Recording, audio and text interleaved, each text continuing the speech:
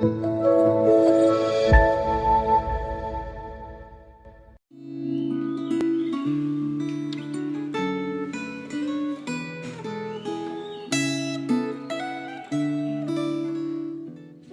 saudara-saudara yang terkasih di dalam Tuhan. Kita bersyukur kalau hari ini kembali Tuhan mengizinkan kita untuk kita boleh dapat membaca dan merenungkan firman Tuhan. Mari kita masuk di dalam doa. Bapak, terima kasih kalau hari ini Engkau kembali boleh mengizinkan kami untuk kami boleh dapat membaca bahkan merenungkan kebenaran firman Tuhan. Tuhan menolong kami untuk kami boleh dapat mengerti, bahkan kami boleh dapat melakukannya di dalam kehidupan kami. Dalam nama Tuhan Yesus kami telah berdoa. Amin. Saudara-saudara yang terkasih di dalam Tuhan, hari ini kita akan membaca satu bagian firman Tuhan yang terambil dari Ratapan pasalnya yang kedua. Saudara-saudara dapat membaca keseluruhan dari pasal 2 ini, namun saat ini saya hanya akan membaca ayatnya yang pertama, 14 dan ayatnya yang ke-17 sampai 19. Demikian bunyi firman Tuhan. Ayatnya yang pertama. Ah, betapa Tuhan menyelubungi putri Sion dengan awan dalam murkanya. Keagungan Israel dilemparkannya dari langit ke bumi. Tadi ingatnya akan tumpuan kakinya tatkala ia murka. Nabi-nabimu melihat bagimu penglihatan yang dusta dan hampa. Mereka tidak menyatakan kesalahanmu guna memulihkan engkau kembali. Mereka mengeluarkan bagimu ramalan-ramalan yang dusta dan menyesatkan. Ayat 17. Tuhan telah menjalankan yang dirancangkannya. Ia melaksanakan yang difirmankannya, yang diperintahkannya dahulu kala. Ia merusak tanpa belas kasihan. Ia menjadikan si seteru senang atas kamu. Ia meninggikan tanduk lawan-lawanmu. Berteriaklah kepada Tuhan dengan nyaring, hai putri Sion. Cucurkanlah air mata bagaikan sungai siang dan malam. Janganlah kau berikan dirimu istirahat. Janganlah matamu tenang. Bangunlah, mengeranglah pada malam hari.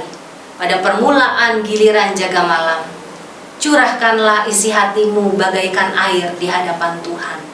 Angkatlah tanganmu kepadanya demi hidup anak-anakmu yang jatuh pingsan karena lapar di ujung-ujung jalan. Saudara-saudara, tema refleksi Gema kita hari ini adalah memandang kepada hukuman. Hukuman Allah yang dahsyat dicurahkan kepada kota Yerusalem. Murkanya seperti ditumpahkan tanpa batas kepada umat yang telah mengkhianatinya. Tuhan menghempaskan kemuliaan yang dimiliki kota itu.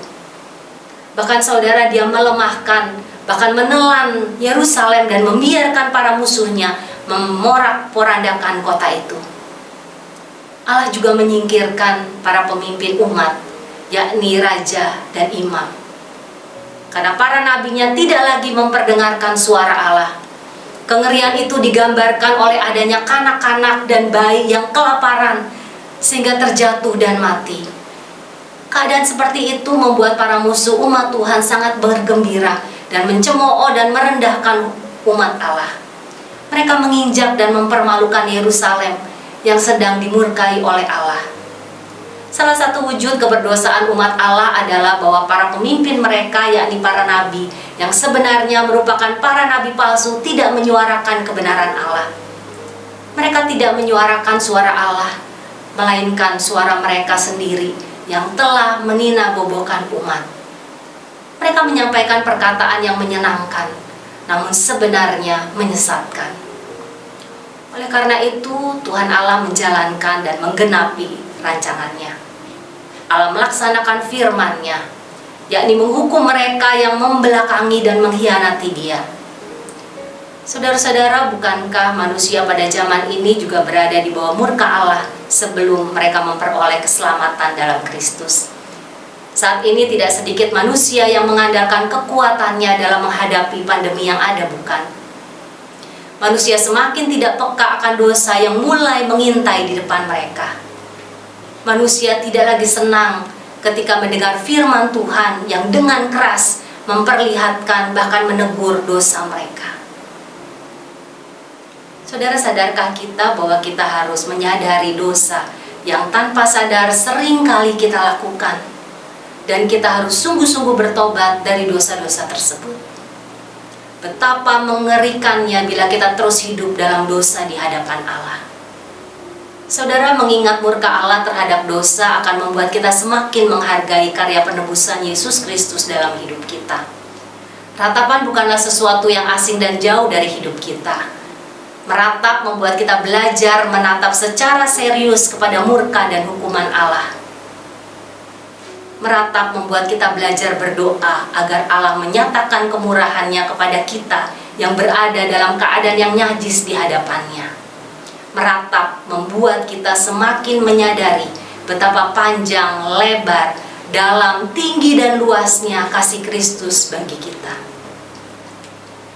Saudara, biarlah di dalam masa pandemi yang sulit ini, kita tetap bergumul, kita tetap meratap di hadapan Allah, meminta belas kasihan-Nya, agar Ia mau memulihkan kita, keluarga, bahkan bangsa dan negara kita saat ini.